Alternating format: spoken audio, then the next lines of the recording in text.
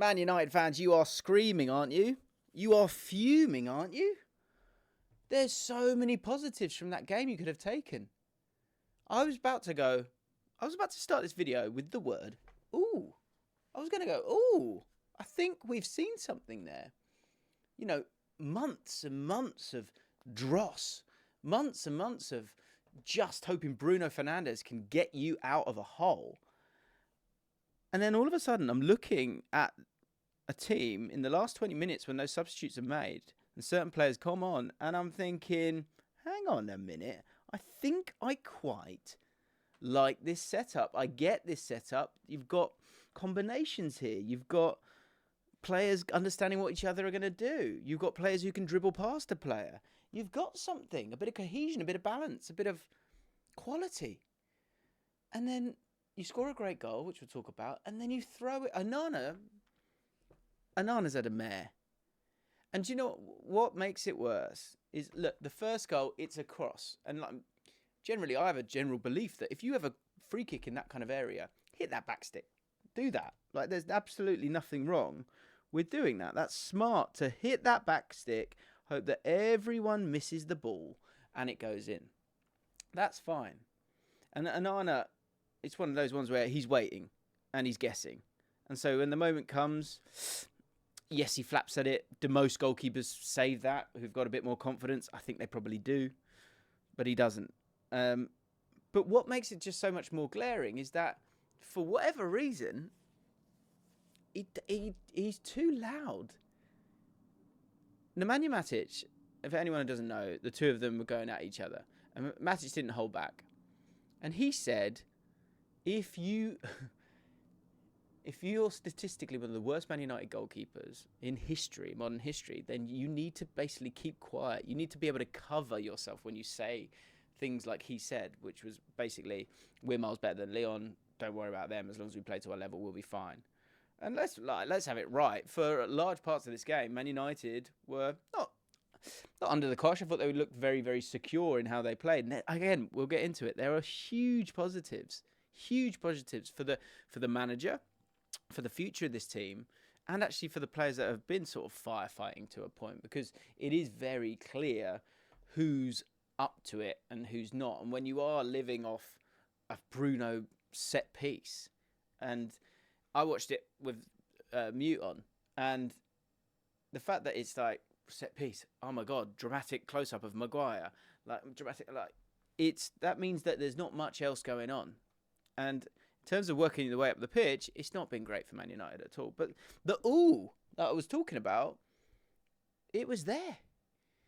It was there. It really, really was. But Onana, it's not funny. Just keep quiet. You're hurting yourself. You're making life harder for yourself. You could see he's sort of faking it in the sense of like, oh, I'm absolutely fine. Obviously, they was talking about how loud it was before the game. And obviously, they were booing every touch he had, which I did hear some of those bits. And so when he gets to that final minute, and it's just a poor parry. It's just bad. It's bad. Now, is he a bad goalkeeper? Obviously, he can't be, can he? He's just in a bad place. And he's had some good games along the way. But just shush. Shush. Because you've hurt the team here. And I think you can see that from the body language of the rest of that team. And I bet Amorim is absolutely fuming. Because as I say, once those substitutes are made, Mount, Garnacho, of course, was playing. Mainu was able to get himself on the pitch. Prior to that, Fernandes was playing that little bit higher, wasn't he? And you had Ugarte on the pitch as well, who I thought was absolutely fantastic, by the way. I thought Ugarte, Fernandes, not Højlund. I thought he was, all at sea. But another player that I thought was absolutely fantastic in this game, brilliant in this game, was Yoro. Not just the goal, but playing on this left-hand side and kind of playing as a left-back a lot of the time because Dorgu was, getting as high as he was. And I thought Dorgu was good, actually, at times. And you're starting to see a few bits here and there. And as I say, that ooh moment was there for all to see. And I think what's interesting here is that when you think about those changes, it's not actually what Amorim wholeheartedly wants to do. But when it comes to the profiles that you've got here, it's for the betterment of the team. Maybe that's the adaptability that we may see from him. Mason Mount came on from Garnacho. I just feel like when you've got Garnacho and Højlund in the team, they don't look for each other. They're both just driving. And they're not looking at each other. There's no interplay there. There's no chemistry there. There are no sparks flying. Now, as time progresses, and is this the second leg? Because this is what I mean. He coached it really well. Prior to these substitutions, I was watching it, and there was a moment when Xerxes, Garnacho, pretend that's Garnacho, and Fernandes broke. Fernandes was actually here. Garnacho was here. And Garnacho played a bad pass to Fernandes, and they broke. And then it panned out to a wide shot. It's on the 68th minute. And the rest of the team were basically where they are right now. They were like this. So, this isn't living if you're Man United. You know, when I see Howson on his channel struggling to talk about Man United and feeling like they're bored, this is kind of what he's talking about. Like, where's the sort of energy? Where's the fearlessness? That's not there. But Amorim is dealing with what he's got. He's waiting for reinforcements to return. And I think Xerxes is in a good place right now. Fernandes is everything to this team. Casemiro kind of sat there, but I think Ugarte in time could do that because it would allow Fernandes that little bit more freedom. Mount was over on this side here. And Mainu came on and had just a little bit more freedom. And it was one where these three were kind of playing together. And Fernandes was here. Delo, if he could, he'd go. Dorgu, as we know, is generally kind of staying high. And it's sort of like, is that maybe your sort of five? The play was really great. And the second goal, the cross from Fernandes, is absolutely outrageous. It's superb stuff. Great header from Xerxes, but great movement overall from these four. And it's one where if Fernandes wants to go, and can we just touch on Fernandes for a second? Because he was absolutely everywhere again. And he just keeps going. It has to be applauded. But Mainu can then sit in if Fernandes has to go. And what I like about this is that you've got players. Often there's times where it's like, break, go. And that example that I was talking about when it was essentially 7 and 3. That's not what you want. You want to have players that are going to kind of move up. And you want to be able to move up as a team as well. Because there is a lot of security in this team because you've always got 3 at the back.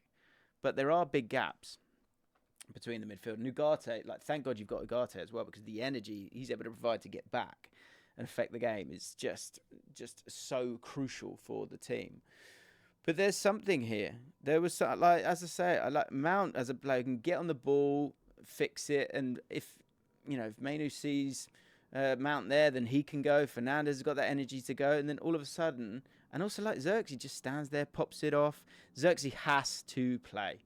I don't think in this team right now, I think Garnacho can work when you need him, but is it a substitute situation with Mainu in the second leg and moving forward? Because ultimately you want to get Mainu in the team. And you forget about Mason Mount as being a player who's available for this side.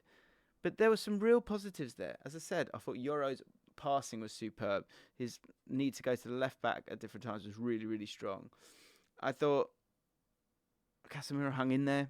He's limited to a point, isn't he? I think, again, that's why you maybe want someone like Ugarte, but maybe you want someone just to stand and see and have that defensive nous. But Xerxes has to play, because even with Garnacho in the team, you've got someone who can kind of run beyond him, and he can drop in and just help Man United work their way up the pitch. There's so few goals here, because it feels like it's just a counter-attacking moment and that's it, instead of working your way up the pitch and then having clever little crosses.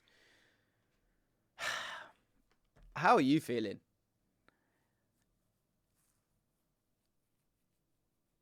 Really well coached from Amorim. Got through the game, knew they were going to be under the cosh a little bit, but I mean, really, the goals that they've scored, Lyon, they did have some chances, didn't they? Tolisso should have scored, Lacazette should have scored.